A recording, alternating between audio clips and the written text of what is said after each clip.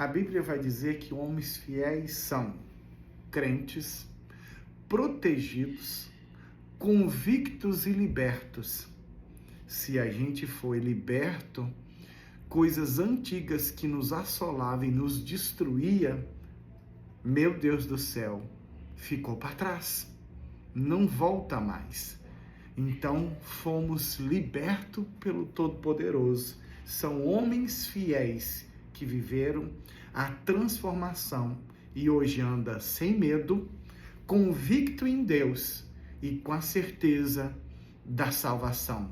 Essa convicção, ela só vem na sua vida quando realmente houve esse processo lindo, divino sobre a sua vida.